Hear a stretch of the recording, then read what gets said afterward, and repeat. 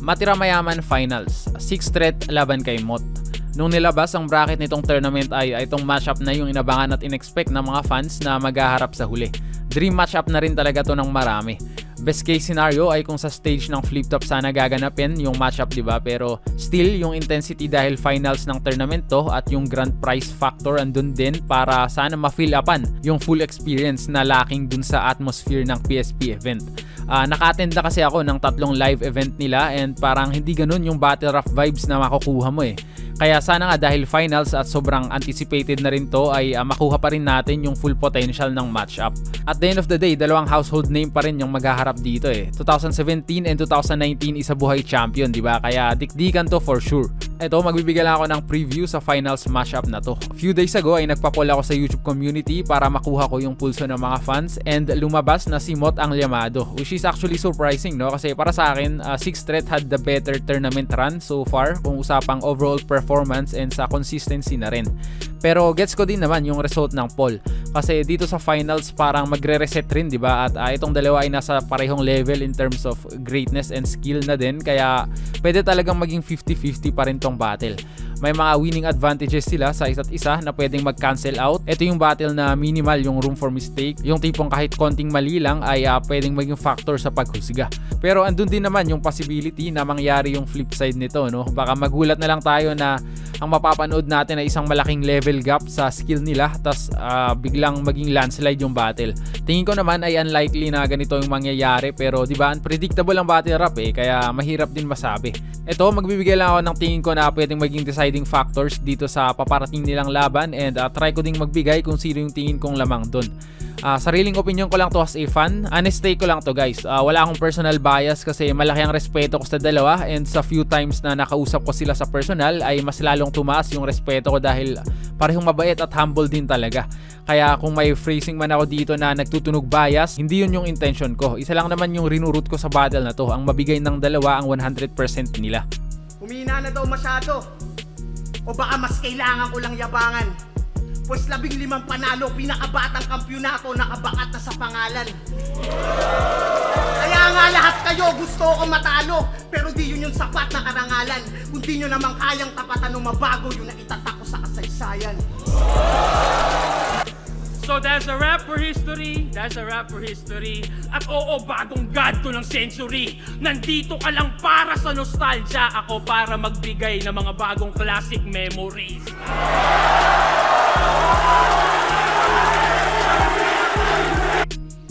Ito sa overall style nila sa writing, kung sa structure ng pyesa, halos pantay lang naman sila. Same naman na may levels of complexity yung sulat eh. Although hindi magkamuka at hindi magkatunog, kaya tingin ko showdown talaga yung mangyayari dito.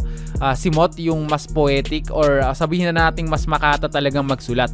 Madami nga ako nababasang comments na ang sinasabi humina na daw si Mot. Nagigets ko naman yung sentiments ng ilang fans pero tingin ko hindi siya humina eh.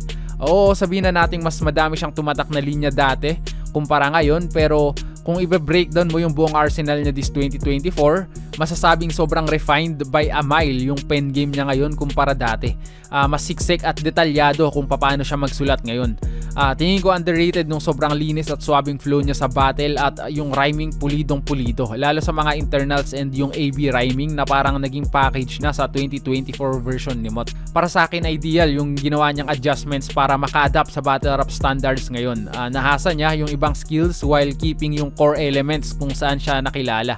Kasi diba hindi niya pa rin inabandon yung baliktaran tsaka wordplay na style niya. Pero pansin din naman talaga na may missing element yung pinapakita niya ngayon. Siguro dahil nga nag-adapt na siya sa bagong style ay nawala or hindi tulad nung dati yung giggle at yung drive sa kanyang delivery.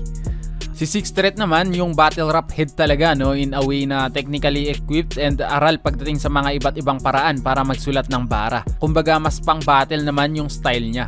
Pansin ko ngayong taon na may tweak din siya sa kanyang style eh. Mas ini-stress niya yung punto at punchline kaya ang dating parang nasa-sacrifice yung dating quality rhyming niya. Hindi in a bad way kasi kita namang favorable sa kanya to nung huling 3 laban.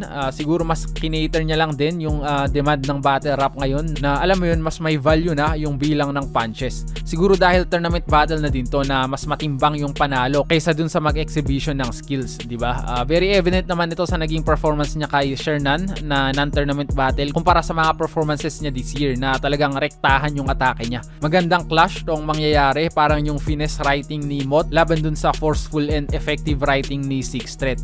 Siguro nasa preference na rin to, diba? And ako, prefer ko talaga kung gaano ka free-flowing yung sulatan ni Mot ngayon. Para sa akin, mas natural and mas well-structured yung overall writing niya.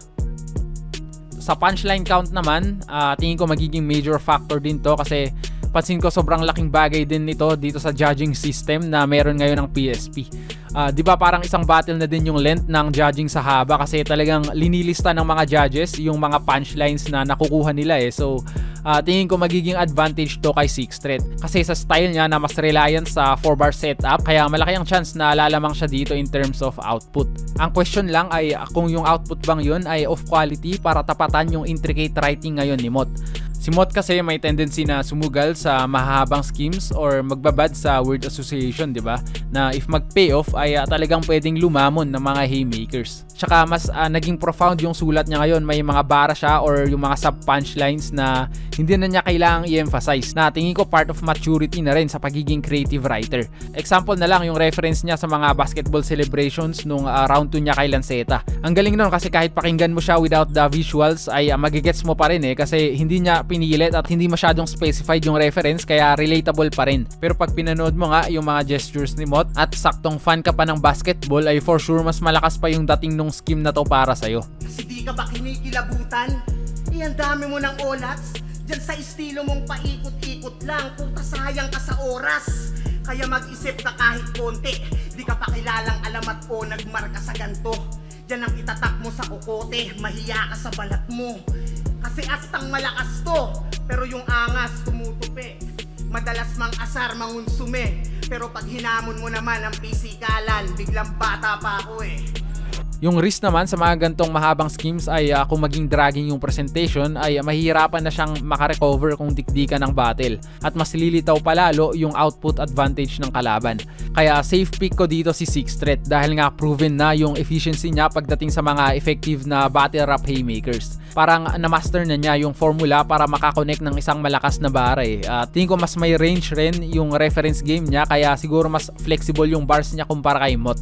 Ito mismo yung pwedeng maging winning advantage ni Sixth Threat if maiwan niya si Mot sa punchline count. Para magka-hype, idadamay ko yan sila Andrew pamilya ni Sixth Threat, para pangalan ko umugong naman. Pare, you don't want no smoke. Ang gusto mo, umusok ka lang.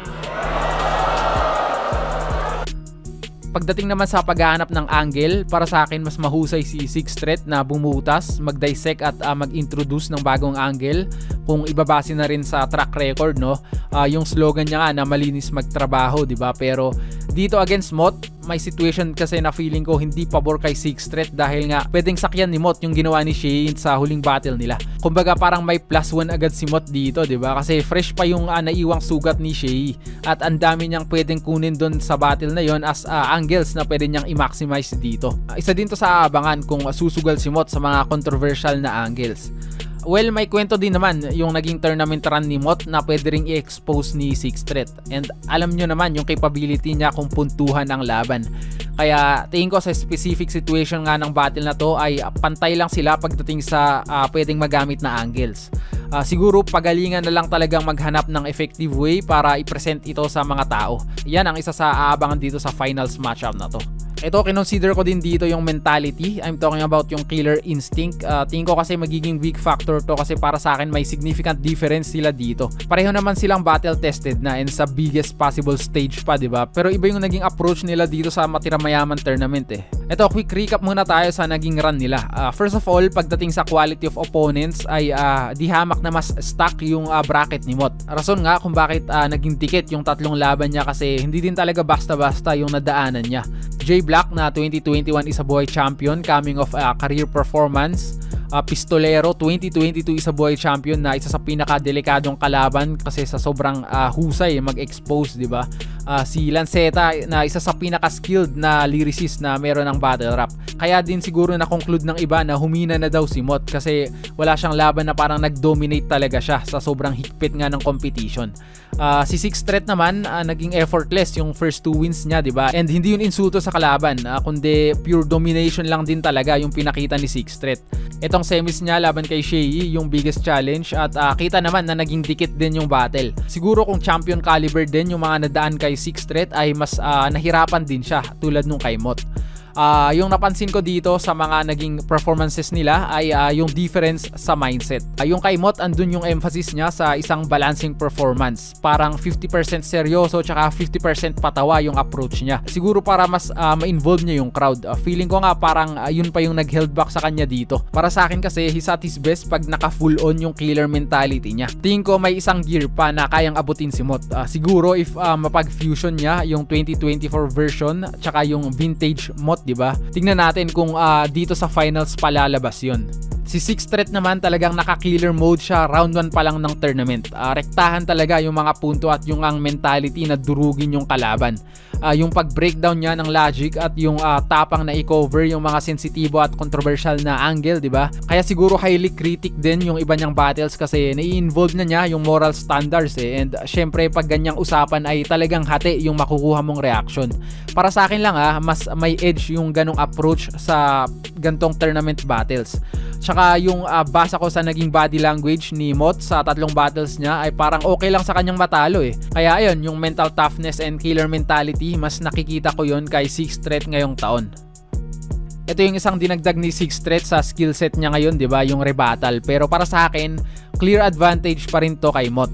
Si Mott na ata yung pinakamagaling gumamit ng premeditated rebuttal. Talagang walang designated placement yung posibleng rebut niya, diba? So, delikado din talaga to kasi for example, sa round 3 niya na iba to yung pre-med at kung nataon pa na sa remarkable na bara ni Sixth Threat, pwedeng maging boost yun if makakonect siya kasi very essential din yung last round factor, diba? Hindi na pwedeng maagaw yung momentum sa'yo. So yung sense of unpredictability ng mga pre-med rebuttals ay pwede niyang maging advantage dito. Pero bukod doon ay very much capable din siyang bumuo ng mga on the spot na rebut. So ayun, kung magiging pantay man sila sa sulat at performance, isa to sa pwedeng maging alas ni Mott. On paper, pantay lang to para sa akin. Sana lang talaga makuha natin yung best version ng dalawa dito sa finals ng Matira Mayaman.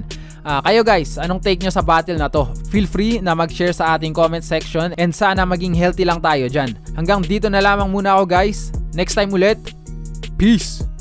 O kasi yung tatay niya, kakababa lang ng barko. Kumantot ng puta sa gapono, nakabuo sabay takbo. Kumantot ng puta sa gapono, nakabuo sabay takbo. Oh, ba't di mo pa napagtanto? Sinadya kong mawala kasi alam kong papahanap mo.